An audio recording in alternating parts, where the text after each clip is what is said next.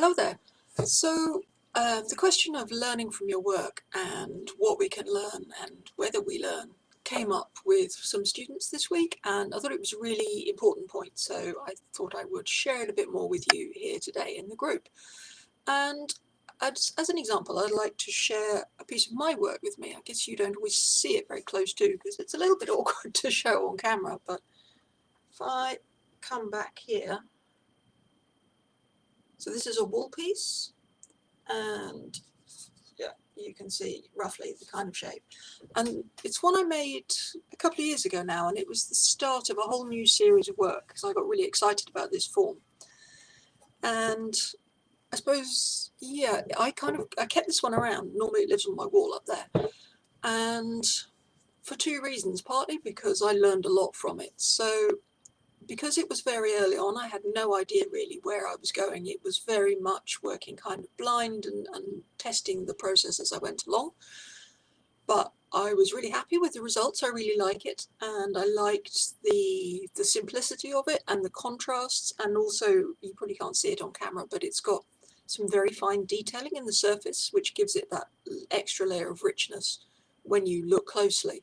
So all of those things I really like, and I like having it on my wall because it reminds me that that's what I value in my work, and it reminds me to make sure that I keep those kind of qualities in new pieces of work as I move forward. But it also taught me that sometimes there are issues that I need to address. And for this one, the question, because it was a completely new thing, I just made it.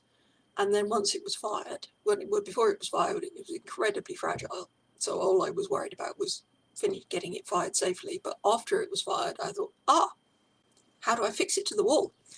And I've sort of resolved this question. Let's see if I can show you. So it's got these little, can you see on camera? I don't know. These little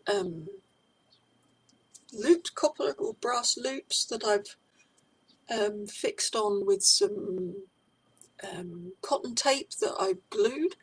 So it does hang up, but it relies on the glue, and obviously adhesive doesn't last forever, and ceramic is heavy and fragile, so if the adhesive fails, the whole piece will drop and shatter probably. So I've never been able to sell it, and I never will.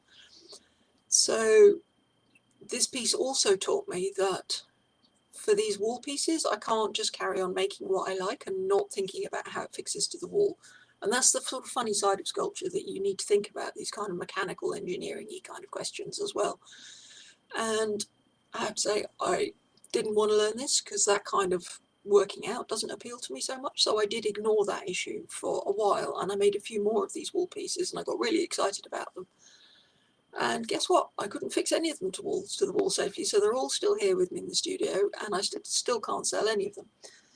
And it was only when I really looked at them properly and said, okay, there is an issue here with how I fix these to the wall and how I do this safely, and I need to work this out, that I then did this very ugly looking test pieces. So what I did was basically made some very simple shapes and then just tested out every single option that I could think of for how I could fix this kind of shape to the wall.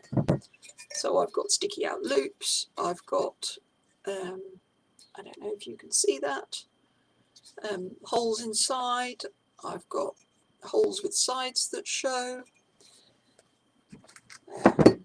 different ways of having the sticky outy sides. Can you see that on camera? I've got my notes over. Yeah, I can't. Oh, this is hard to do. So there's one that sticks out, and it's got an edge. There's one that's two pieces with a kind of obscuring hole.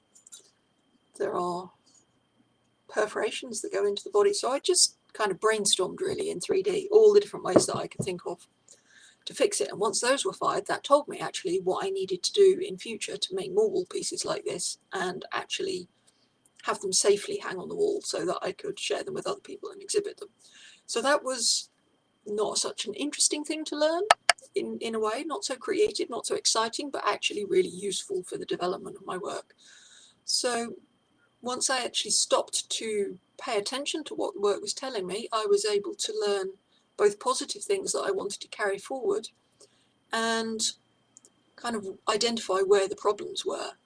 And that can seem like a negative thing, but actually by identifying the problems, then I was able to address those problems and resolve them. So it becomes a positive thing.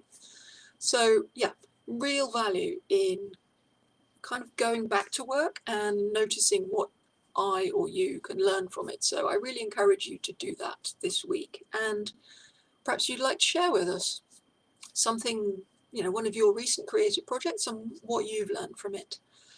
It would be lovely to hear what you're finding out. And before I go, also I wanted to give you a little bit of advance notice. So next week I've decided to do a kind of FAQ series over the next couple of weeks probably. And I want to come to some of the questions that you've been asking. So some of you have asked questions as you join the group or in other places, and I have been keeping notes of all those. So I wanted to do a special series to answer some of your questions. So if there's any other questions that you'd like to learn about that you haven't shared here in the group here yet, do let me know. Drop a comment below and I will fit it into the series. Okay, see you soon. Bye for now.